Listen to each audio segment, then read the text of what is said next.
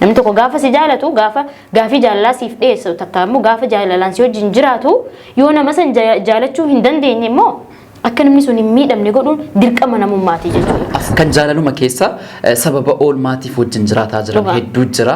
Namni tokko dadhabina kan keetti fayyadameeti kan inni waan inni barbaadu eessa. Jaalachuun dhiisillee adeemsa keessaa jaalalli isaa na boojite. Onneen kiyya isa malee hin dhandhamattu. Ijji kiyya isa malee hin argitu. Addunyaa kana irra yoon isaan haasa'edha qofa kan na gammachiisu. Mee isinoo maal jettani?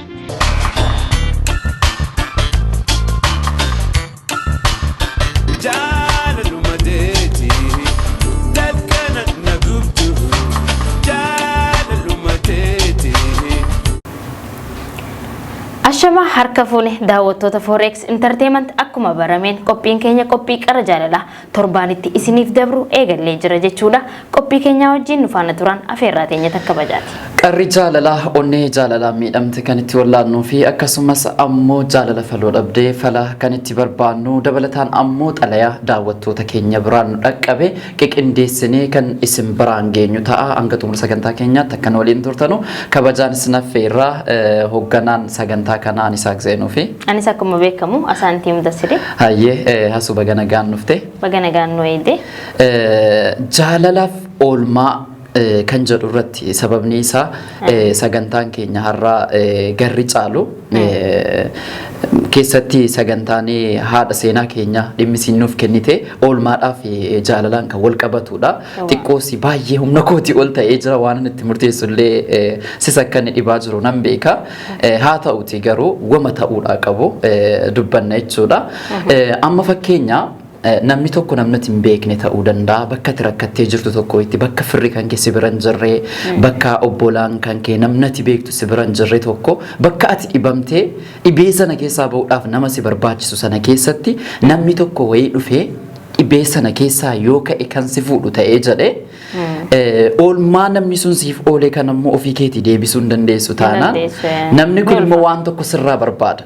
Wanti inni sirraa barbaadu yeroo oolmaa siif oolu kana keessatti akka ati wajjiniin taatu barbaada jechuudha namni kun. Nama kanaaf jaalala hin qabdu taanaan sababa inni oolmaa siif ooleef jecha jaalachuun kun mee si biratti maal fakkaatame deebii akkamii sii kennitatu si ta'e? Namni sun akkasitti muufanneef jettee oolmaa inni sii ooleef jecha jaalachuun dirqamaa miti gaa dhugumatti keessa kan keetii yoo kan jaalatu ta'e oolmaa si ooleef osoo hin taane akkuma dhugatti ati jaalala san isaa wajjin jiraachuudhaaf murteessita garuu oolmaa inni si oole sun sitti ulfaatuu danda'a. Namni tokko amma oolmaa akka malee jireenya kan kee keessatti irraanfachuu hin dandeenye oolmaa akkasii si ooluu danda'a. Tarii nama san immoo jaalachuu dhabuu dandeessa jaalachuu dandeessa. Yoo jaalattees bifa oolmaa akkasitti si oole saniin gaafa jireenya kan kee wajjin eegaltetti san caala oolmaa adda addaa si oolee wajjin akka gammachuun jiraattu abdiin qaba garuu yoonii fi dhugaan hin jaalanne immoo namni sun akka sirraa gammaduuf oolmaa inni si oole saniif jecha jettee jaalala isarraa qeebaluun seeraan ala jeetii yaada. Asirratti anis murteedhuma akka kanaati kan oolmaaniif jaalalli karaa karaadha. Nam tokko oolmaa kanatu ooltuu fi dirqama namummaatiif kanatu oolmaa oolu jiraachuu dandeessa ta'a. Itu achi keessa jirtu adeemsa keessa tariitii tuun beekin dubbii keenya irratti jaalala keessa gaafa seentu namni lama al tokko waliin jaallatu. Dirqama yookaan ati na jaallachuu qabda yookaan ansi jaallachuu hin qaba. Akkan si jaalladhe sitti agarsiise yookaan siif himee jennaan sana booda ati itti yaaddee jaalalli kan koo yoo xamma ta'e weessi keessa jiraate jedhee namummaa kan koo kan nama daaltee namni kun fuulduratti naaf ta'amuun ta'u amalli kootiif amalli isaa wajjiniin deema jettee kan tilmaamtee yaada keessa galchite gaaffii jaalalaa sanaa deebisuu dandeessu jira.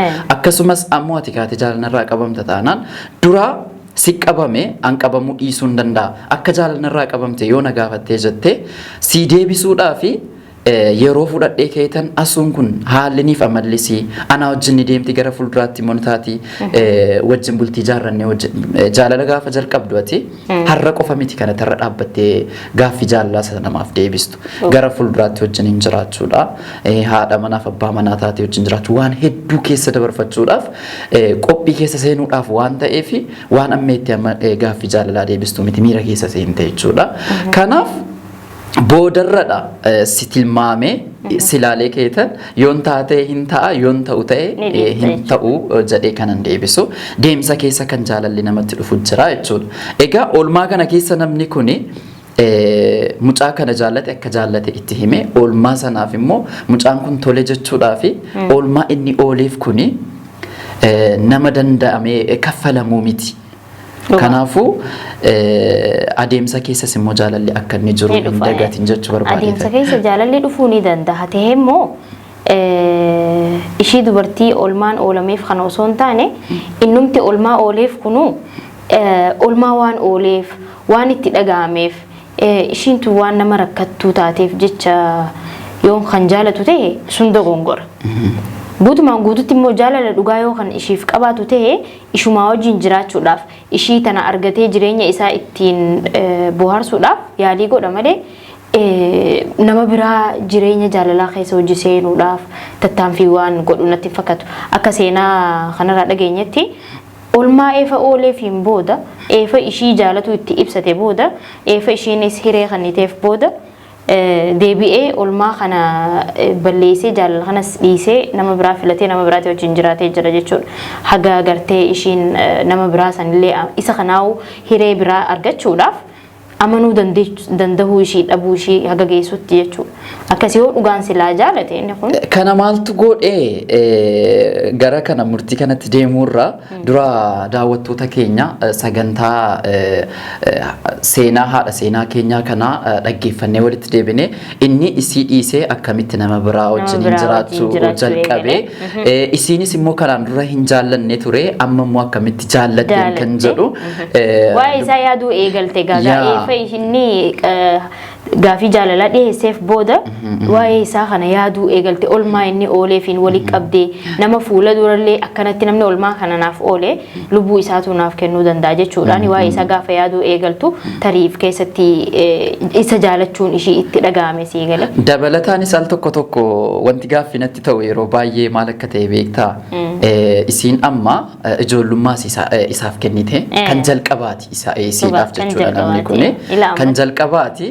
Gaafa kan jalqabaa jaalala jalqabaa kana jalqabdu shamarran keenya keessatti waan sanan dagatani waan qabanii jiran sana nama sanaaf kennu yeroo kana keessa dirqamaanis haa ta'u jaalalaanis haa ta'u namni kuni waan kan jalqabaati waan ta'eef nama sana yaadachuu kanarratti baay'ee ni fuulleffatu beektaa.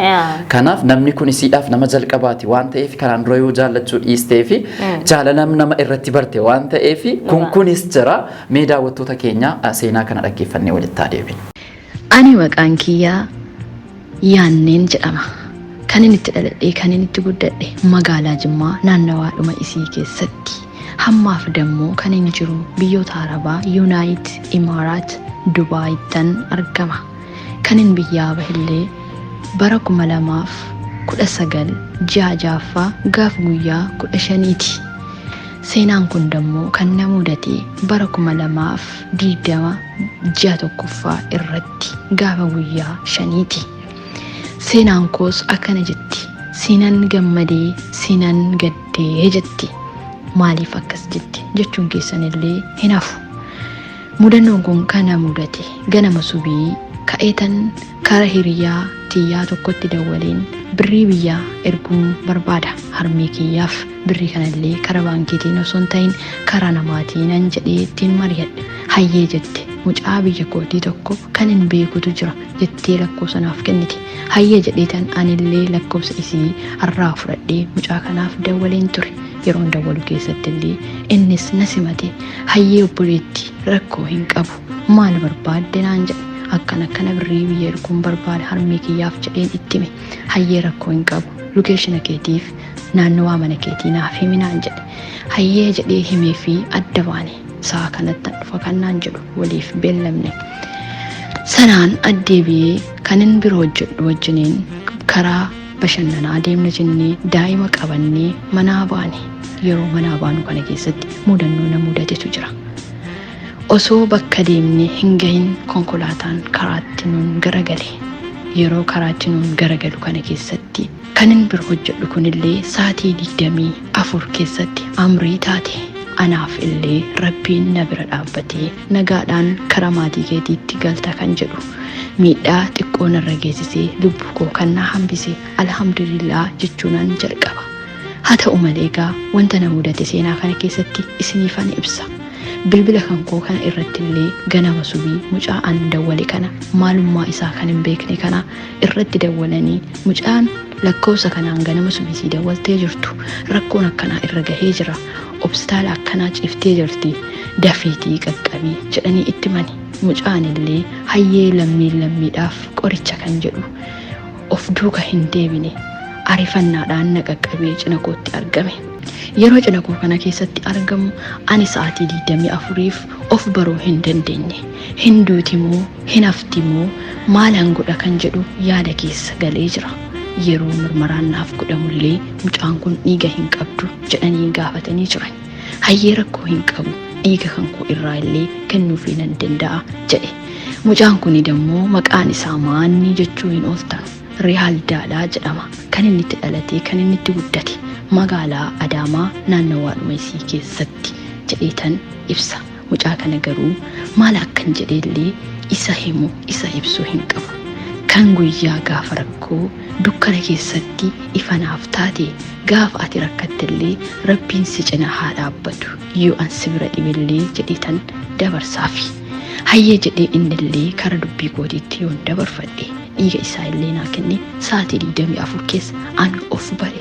Yeroon of baru mucaa kanaan guyyaa tokko qaamaan argee hin beeku maalummaa isaa illee hin beeku rifadheetuman homaa hin jenne afaan kan koo waan dubbatuuf wal dubbifnee maalan ta'ee jedheen gaafadhe. Rakkoo wayii sirra geessee garuu hama baruu jirtaanaan jedheetuma mataa keenyaaf qabqabee anuma bira taa'ee imimmaan ija isaa irraa haqata hin arge. Yeroon takka jedhu anillee qaamni kiyya kan mammadaa'e hin arge. Jedheetan wantootan ta'eef waan na mudatee karaa irra hin jiru xiqqoo yaadachuu dhufe. Innaan booda maal ta'ee jedheen gaafadhe. Makiinaan xiqqoo rakkoon sirraan gahee jira. Suuta jedhee naan jedhe. Hayyee jedheetan homaallee hin jenne imimmaan ija koorra guguuttee yeroo kana harmee kiyyallee yaadadhee akkan jiru biyya ormaa keessa jiru. Yaadadhellee osoon du'ee illee kanumaa kan jedhu rabbii kootti keessa kootiin boohu jalqabe. Inni illee imimmaan kiyyan irraa haqee abshiree hin darba wanti hundinuu nama dhala namaa ta'ee kan hin rakkanne hin jiru alhamdulillah jedhi.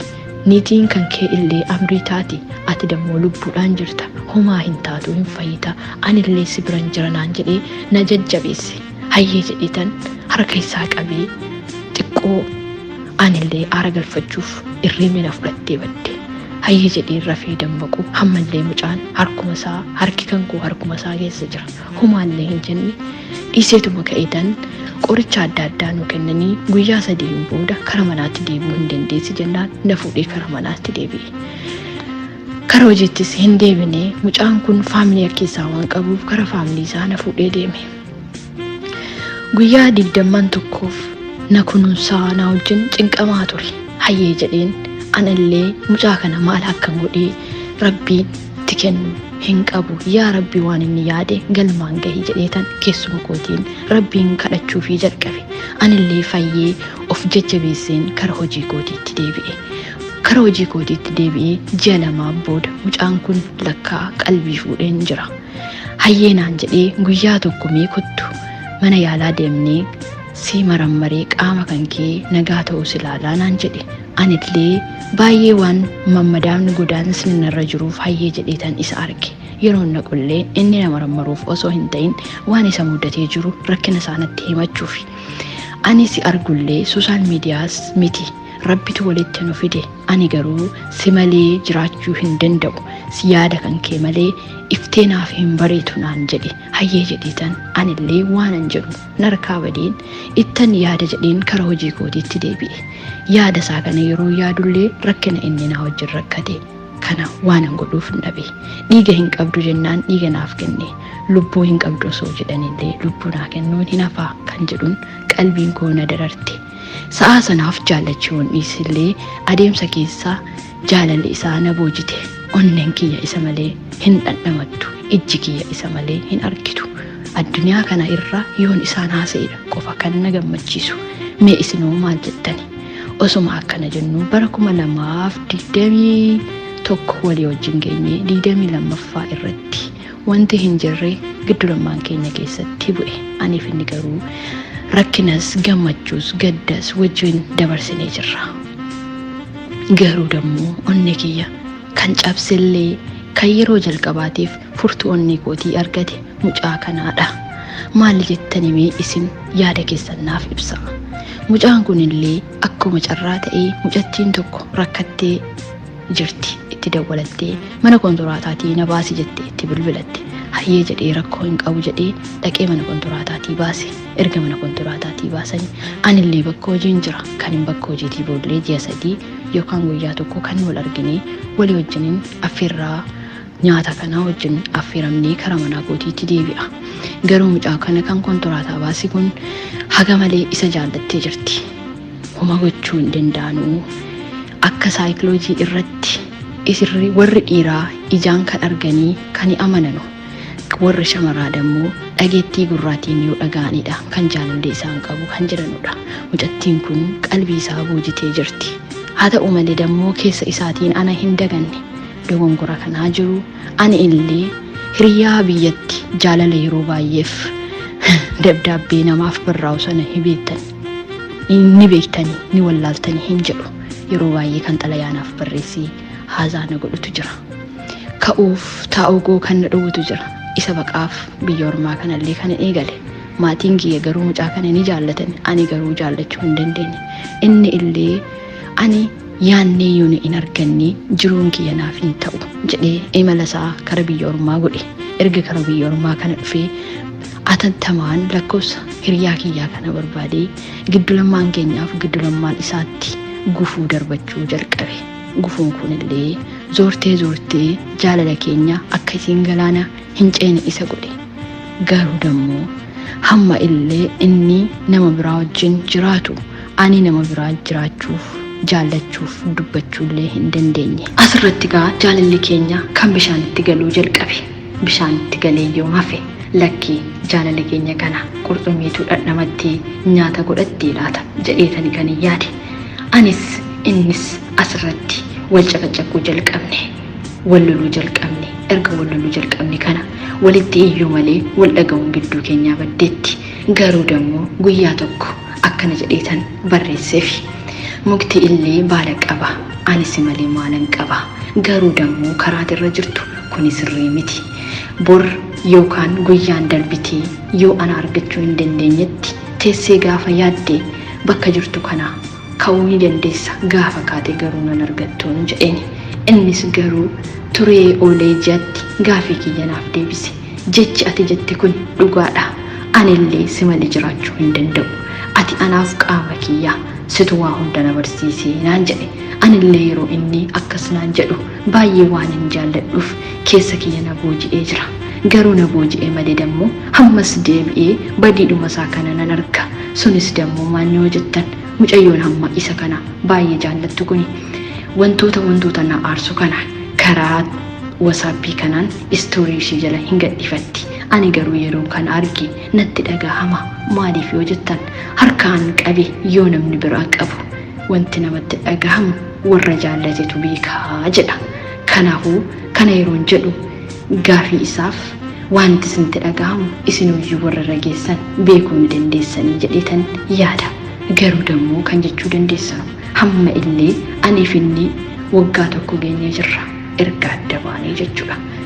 Gaafa adda baanullee wanta isin dhabu keessaa guyyaa tokko baay'ee filla fijii koona adeema kan inni rakkate kana obsuu dadhabeetan nan dawwaleefi maal taatee nagaa miti jennaan hayyee nagaadha maa naguma naa dawwalte naan jedhe. Ani nagumaan sii dawwale garuu ati fayyaadha jedheeni. Ani fayyaadha jedhee bilbila narraa cufate. Erga bilbila narraa cufate kana hiriyaa kootti dawwalee har'a yaanneen naa dawwaltee turte. Garuu dammoo kan ana dhukkube du'een oole garuu isiitti dhagahamee jira. Waan na dhibu onneen kootii fi onneen isiidhuma dhugaa wal jaallattee naan jedhe. Maaltu isin uumama jettee gaafatte hiriyaan koo kun. Ani osoon bishaan daakuu bishaan keessatti galee kan silaana nyaatu ergan bishaan sana keessaa namoonni harkisanii na baasanii kaanii garuu ati nagaadhaa raaldaadhaa maal taate jettee kan nagaafattee miseejii naaf barreessite naaf dawwalte isii ture. Yeroo kana anillee hiriyoota kootti himee mucayyoon kun rabbiin anaaf ishee uume garuu jiru kana keessaa akkamittan bahaa jedhee yaade. Hiriyaan koo kunillee akkana naan jedhe. Ati yoo ishee jaallatte ta'e jireenya kana dhiisuun baay'ee qallaaliidha. Maaliif yoo naan jette iseen siin sooshaal miidiyaan illee kan si beeku isheedhaa wajjin malee isii kanaan baay'ee sin beeku. Kanaafuu kara taatee ta'iitii jiruu kee kana sirreeffadhuu naan jedhe. Anillee qalbiin kan koo isheedhuma bira jira. Isii lammataa kana keessa osoo hin ta'in isheedhuma duraati. Garuu isin na amanuu hin dandeessu jedhee hiriyaa kootti dubbate. Yeroo inni hiriyaa kootti kan inni dubbatu anillee qalbiin kan koo isuma hammaayyuu isa bira jira. Maaliif yoo jettan jaalalli jaamaadha jedhan. Jaamaadha bakka inni itti nama gatu hin beekanu. Meemee osoo sin ta'e maal naan jettani. Garuu hamma aniif inni yookaan jiruu biraa hin jiraadhu innillee jiruu kana jiraatee jiruu biraa jiraataa jira jedhee kan wassanu miti. Gaafa naaf dawwale akkana jaallatutti anis yeroon itti haasa'e akka nama wallollee hin jirretti. Garuu dammoo maal godharee yeroo hunda hiriyoota kootti illee yeroo faarsu akka hamma yoonaa na dagachuu hin dandeenyedha. Isini dammoo maal jettani? Ani garuu amanuu dadhabe. Egaan daawwattoota qara jaalalaa seenaa keenya guutuu dhaggeeffannee walitti deebinee jirra. Seenaa kanarraa isinillee waan isiniif galee takka waan irraa hubattanirraa yaada qabdan obboleettii teenyaaf laadhaadha. Dubbii keenya irratti konfidensiitii siitii fi akkasiin itti ibsatte kana gaazexeessituu lammaffaa si biratti dabalachuun keenya na oolu. Carra qabeessa ta'uu qaba namni ishii tana argate inni sunillee hin galiiniif malee silaa carra qabeessa akka nama takkatti namni waa'ee jaalalaa ulaagaalee jaalalaa beekuu jaalala kana ibsachuu danda'uunu dandeettii si barbaachisa. Matuma isittuu nama takka yeroo jaalattu akkaataa ati nama itti san jaalatte akkaataa ati jaalala kan keetti ibsattu si bakka dandeettii takka si gaafata jechuudha. Sodaachuu dhabuun ishii konfidensii ishiin ofirraa qabdu deebitee immoo miidiyaa irratti baatee akkamiin godha tarii carraa biraa kan nuuf hin danda'a yoon kanneef yoo akkuma tana dura na godhe san deebi'ee carraa kana irratti fayyadamee namni hidhuu ni danda'a jechuudhaan sodaataa jirti. Maal jettaan? Asirratti dhugaa dubbachuuf taanaani haadha seenaa kana wajjiniin bilbilaan kallattiidhaan waan baay'ee dubbannee jirra. Waan isin asirratti dubbatte caalaatu waan jiru hundasaa sababni isaatu xiqqoo isin rakkisee ture beektaa. Waan irratti murteessinu dhabne isiin waan sodaatte qabdi gaafa laallee jennu dhugaadha akka sodaatte. Namni kunis immoo badii inni balleesse jira. Badii kana irratti immoo mucaa kana ni jaallata. Maaliif immoo badii kana balleessu murteesse kan jedhu wanni isa duuba jiru al tokko anis bakka isaa yoon bu'ee jedhe waan wal fakkaatu wayii gochuun danda'a laata kan jedhu ana xiqqoo isin rakkisaa ture dhimmi kuni. Amma nama kana sirriidha nama oolmaa guddaa oolee fi keessatti biyya ormaa kana keessatti oolmaa namaaf ooluu jechuun baay'ee ulfaataadha. Bakka firri kan kee hin jirre bakka namnati beektu hin jirre namnati beektu yoo jiraate illee mucaan kun nama du'arraa hafteedha. Lubbuun gaafa rabbi jedhe malee hin baatu. Namni siidhaa wajjin hin jiru du'eera. Namni siidhaa wajjin hin jiru konkolaataa sana keessa jiru du'eera. Isiin lubbuudhaan haftee hospitaala keessatti akka tasaa carroomuu siitiif jecha ganamatti hin dubbattee. Namni hospitaala keessa jiran suni itti bilbilanii namni akkasiidhaan mucaan kun hin beekuuni dhaqee fuudhee yaalchisee of bira godhee dhiiga si barbaachisannaan dhiiga kenneefi illee jechuudha. Hanga siin fayyituutti kunuunsa barbaachisaa ta'e godheefi. Garuu ani bakki teenan ishiidhaaf illee haalaan qudheef bakka tame beektaa namoonni ammaan tanaa yeroo ammaa kana keessatti gargaarsa akkanaa kana siif oolee olmaa akkanaa siif oolee jaalachuu dhabuun tarii immoo nama san kee godhachuu danda'uu ni dandeessa. Akkasitti yoo jaalatu illee baattee tarii dhalaa yoo taate amma jireenya tura keessa jaalalti si qabuu ni dandeessi. Dubartiidhaaf dhiiraaf xiqqishoo ni ulfaata. Jaalalti tura keessa na qabuu ni danda'a jee naman jaalanne jireenya isaa keessa fiduudhaaf ni ulfaata. Tabirarraa jaalalti isa qabdee tana dhiisee deemuu danda'a. Garuu dhalaan tura keessa jaalalti ishii qabuu ni dandeessi. Sadarkaa olmaa ooleef kanatti ishiin fayyadamtee jaalalisaa san irraa qeebaluu dhabuun ishiitii fi ani ammas jaalachuu hin danda'u dhiifama naa godhi jettee irraa if qabdee deebisaa san kennuufiin wanta akka nama dhugaa ta'uu ishiidhaa ibsa jechuudha. Sirriidha. Yeroo sanatti tariitii deebisuudhaaf yoo baate jette keessa isiitu ibsattee jetteeti isatti adeemsa keessa muu jaalalli erga isii qabee jedhe deebisuu dandeessiif. Haa ta'uuti mucaan kun nama siin qabdu adeemsa keessaa jaallatteetti egaa. Jaallattee wajjin jiraachuu jalqabanii. Sani gaammoo inni fudhachuu qabu nama dhugaa ta'uu ishirratti kan fudhachuu qabu osoo ammaan tana yeroo ammaa irra jiru akka ammaan tana yeroon ammaan tanaa kuni olmaa dila kana sii oolee dhiisiiti. Wooma xiqqishoo takka waan xiqqishoo takka sii godheetu dhalaaniif duuba deebitu hin jirtu jechuudha. Kan jaalanne fakkeessitee sin jaaladha jechuu ni dandeesse dhalaan ammaan tana. Dubbii keenya irratti namoonni hedduun waan akka kanaatiin wal qabatanii kan bultii jaarratanii wajjin rakkataa jiranus jiru. Kan jaalaluma keessa sababa oolmaatiif wajjin jiraataa jiran hedduu jira. Namni tokko tokko dadhabina kan keetti fayyadameeti kan inni waan inni barbaadu wayii sirraa argatu. Kun haa ta'uuti gurbaa kana gara lamaan laaluu dandeenya. Tariiti namummaan isaa gochi inni godheefiif nama beekne tokko waa irra barbaaduuf qofa osoo hin taane namummaadhaaf waan godhe natti fakkaata. Haa ta'uutii mucaa kana keessaa yeroo ituma wajjin hin jirtu erga jaalalli qabee jedhe akka jaallatu ergatti himate isittaa ulfaatu malee adeemsa keessa jaalalli irraa qabeera. Maal irratti wal dhabanii asitti? Amma hiriyaan namni inni lammaffaa manni wajjin hin jiraataa jiru kuni isiidhuma kan wal quunnamsiiste. Biyya Dubaay kana keessatti mana talabaatii wal baasu jira. Mana bakka hojii keessa namoota bakkee jirantu akkuma wal beekanuun wal baasu jechuudha. Isiin mucaa kanaa wajjin wal beektitti wal mari'atte anayyuu sabbaasee si baasuu danda'a kan jedhuudhaan. Asirratti akka tasaa namni siin jaallattee sababa nama sanaatiif jecha nama sana hin barbaadu jettee baqaa nama sanaatiif biyyaa baate mucaan ammaa kun haati seenaa keenyaa kun. Namni kun waan jaallatuuf biyyaa kee isii faana hordofee as dhufee mucaa kana argachuudhaaf aarsaa inni gochuudhaa qabu nama si wajjin hin jirtu kana wajjin walitti buusuudha. Yaa barbaade bilbila isaa argatee isa wajjin haasaa jira. Badii inni qabu tokko asirratti. Laal akka mucaa kana wajjin wal quunnamee waliin dubbataa jiran kana isiitti himuu qaba ture. Namni akkanaa naan dubbataa jira nama kanarraa maal qabdaa jedhee gaafachuu qaba. Nam dhugumaan jaallata yoo ta'e jedhe.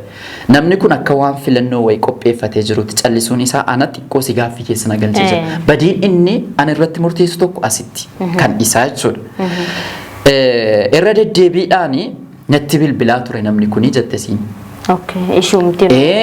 Garuu quba wal qabu. Akka quba wal qaban kana anatti hin himne.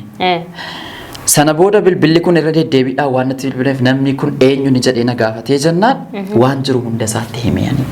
Isiniin dhoskine ilaal waan keessa jirtuuf waan mudate. Garuu inni akka iccitiitti qabatee taa'e waan tokko namni tokko gaafa wal dhabee wanti ta'e wayii dudduba jiraateera ta'ee jedhe shakkii wayii jiraateera ta'ee jedhe nama kanan jaallate taana waan akkasii jiraate itti himuun dirqama ture. Akka shakkilleen isin jidduutti hin uumamne namni wal jaallatu tokko walirraa waan takkaa walirraa dhoysuu qaba jee yaadu.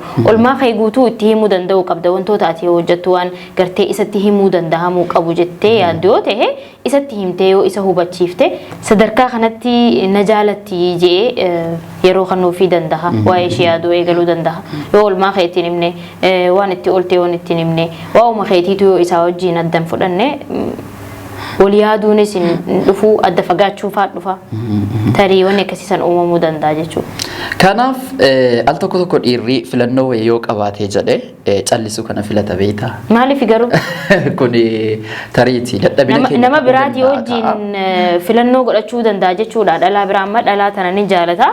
Gaafa dhalaa tanatti dubartii tana ni jaalata. Gaafa dubartii tanaaf jaalala gaafii jaalala dhiyeesse ishiin tuyyooniif irraa hin qeeballe ta'e tabiraa filannoodhaaf kaayyata jechuudha.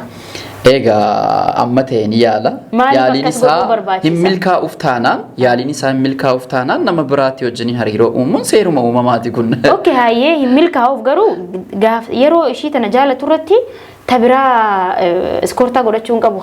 No iskoortaa osoo hin godhatiniin duratti nama tokko wajjiniin hariiroo jaalalaa jalqabuuf jecha nama kana irra deddeebiidhaan yoo kan gaafatee dhabe ta'ee jedhe dhiirri amala isaa keessatti takkatuus waan sana dagachuu baay'ee duukaa deddeemuu hin danda'u.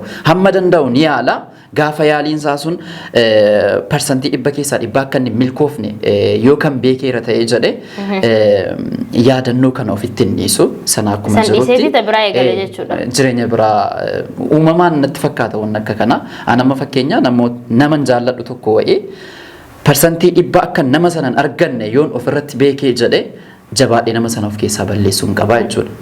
Danda'amu gaa nama sana of keessaa balleessuudhaaf ati nama biraa fayyadamaa jirta jechuu bara. Mala ittiin argadhu yoon qabaadhe ta'e jedhe ammas deddeebi'ee nan yaala bara. Parsantii dhibba nama kana argachuu hin danda'u jedhee of amansiisuu hin qabu. Waan hin arganne waan kan kun taane tokkotti yeroo kootti gubuu hin qabu. Namni tokko nama tokkoof uumame. Anis tariitii kun anaaf uumamte jedhee of amansiiseetan gara naaf uumamte kana barbaaddachuutti hin deema. Umrii xiyya guutuu ishuma yeroo ittiin fitu jechuudha.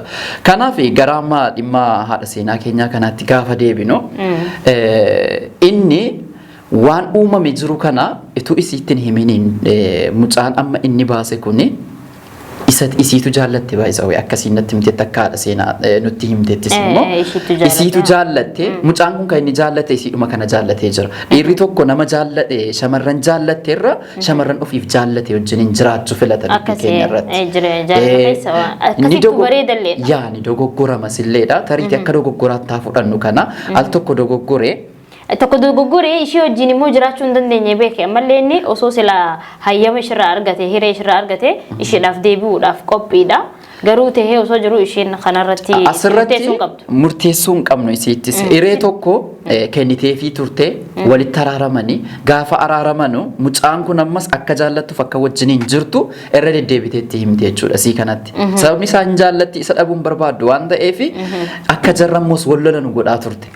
Dhalaan takka kana garuu nama dhugaan jaalatu tokko gammachuu isaa barbaadda waan ta'eef dhugaan jaalatte nama biraatiin akka walloluuf hiree kannuun qabdu wallolchisiisuu nama san walitti fiduu dhabuu baqa hammeenya yaaduun jaalalatti fakkaatu. Yoo nama jaalattu qabaatte nama sayyoo kan kee godhachuu hin dandeenye namni sun onneen illee ta'ee waanuma hundaanuu kee ta'uu hin dandeenye nama biraatii wajjin akka walitti hin dhufne hammeenya yaaduun gaarii miti na fakkaata. Nama tokko gaafa jaallattu karaa barbaaddeen haa ta'u hammeenyaanis haa ta'u karaa gaariidhaanis haa ta'u nama sana kan kee qofa godhachuudhaaf wanta ati hin godhin hin jiru. Amma intalli kun hin jaallattiini inni akka isi jaallatu sin beekti baay'ee humnaan fudhatte waan ta'eef waan jaallatte humnaan fudhatte hayyeetuun tajaalatu tun bara ma fakkeenyaaf gaafii jaalala dhiyeesseefii jira. Ishiin irraan qeeballe garuu turra keessa jaalatteemi sila hammeenya yaadde akka taanii sanitti hammeenya yaadde haga dandeessu takkatti ishii taanii wallolchisiistee karaa ofii deebisuu ni dandeessi ture bara.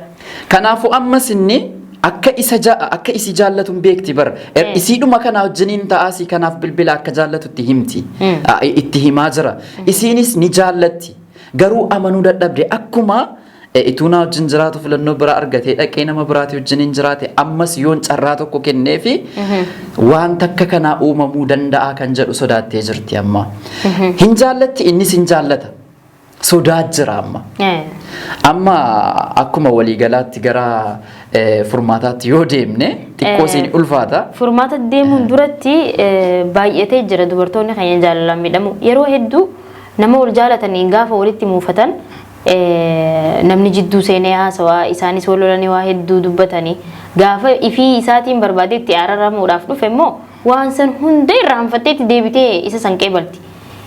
Wanni kun irra deddeebi'ee dubartii keenya miidhaa jira. Wanni kun immoo barbaachisaa miti.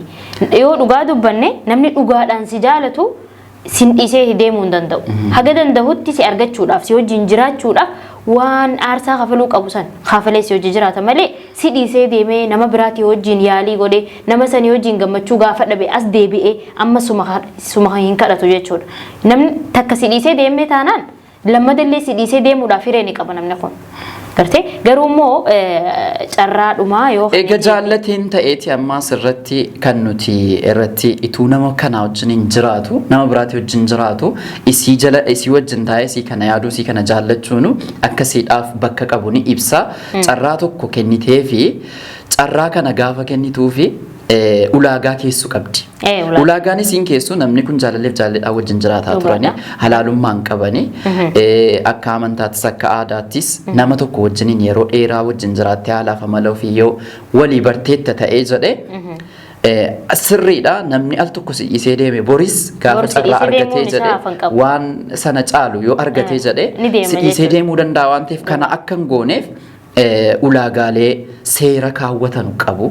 Seera kana seera inni guutuu danda'u. Tokkoffaa guutummaan guutuutti mucaa sana wajjiniin jaallataan jiru akkuma kanaa wajjin jiraataa jira malee mucaa sana wajjiniin dhiisee akkasii kanaa wajjiniin jiraatu gaaffii kaa'uufii qabdi. Sana booda kan jaallatu yoo ta'e jedhe maatii isiitti seera ulaagaa akka aadaaf akka amantiitti guuttate isii wajjiniin jiraachuudhaaf fedha kan qabu yoo kan jaallatu ta'ee jedhe gara halaalummaatti gara bultii ijaarrachuutti yoo kan ulaagaa kana seera kana kan fudhata ta'ee jedhe carraa tokko kennituu fi kana gaafadhu carraa kana kennii fi yoo inni kana nan guuta jedhee dhugumaan namni kun isiidhaa wajjiniin jiraachuu fedha qaba isii jaallataa jechuudha. Garuu inni beekuu qabdu nama takka gaafa carraa kanituuf ati carraan ati kaniteef san carraa san nama santu naa kan jee fudhatee ittiin fayyadamu osoo hin taane matuma isaatiifuu ifiifuu qophii ta'ee carraa ishiin kaniteef kana osoo ishiin hin kanniniif ifii dura irratti hojjechuu danda'uu qaba. Amma fakkeenyaaf namni ati jaalatu tokko amala badaa qabaachuu tarii. Asirratti akkannee kanan gooneedhaaf isii karaatti cuftee jirti baramma. Wanni yoo bilbila jalaan kaastu karaa hiriyaa siitiin illee argachuudhaaf ni yaala akka isiin arganne kan godhaa jiru isiidha. Tariitii namni kun utuu carraa wayii argateera ta'eeti waan isiin barbaaddu hundasaa guudhee isii argachuu ni danda'a jedhee. Carraa argatuu dhabuu danda'a. Gama bakka tanatti wanti inni godhuu qabu yoo jiraate tarii ishiin carraa naa kannuu dandeessi naa kannuu dhabuu dandeessi kajoo ammallee filannoo qabaa bara. Yoo ishiin carraa kannitee fi ishii tana dhiiseetitti tana bira dhaqaatu yoo maal taate ishiin tunis miidhamtii bar jaalalti falagooyi taate waan ta'eef ishii tanaafis yaaduu danda'uu qaba. Gaafa ishiin hayyamteef ishii tana lafa dhiiseetuma deema akkuma tun miidhamaa jirtu tunis ni miidhamti jechuudha. Gartee miti saniifuu inni nama takkan barbaada jee sammuu isaa amansiise taanaan ishii tana jireenya ishiidhaa dhugaa jirtu itti himee teessisee wajjin haasawaan fure jireenya isaa keessaa ishii tana guutumatti dura dursoo baasee gaafa ishiin tun wayyooyitee qaa namni beeta jaalaltii gizee si qabdu takka namni tokko gizee jaalate dirqama jaalala san fudhatu dirqama gartuu garuu hin qabdu dirqama hin qabdu garuu immoo akka namni sun hin miidhamne godhuun dirqama keeti. Namni tokko gaafa si jaalatu gaafii jaalalaa siif dhiyeessu takka immoo gaafa jaalalaan si wajjin jiraatu yoo nama san jaalachuu hin dandeenye immoo akka namni sun hin miidhamne godhuun dirqama namummaati jechuudha. Asirratti wanti tokko jira. Mucaa inni amma wajjin jiraataa jiru kuni akka tasaa amantaan si amantaa biraa ture.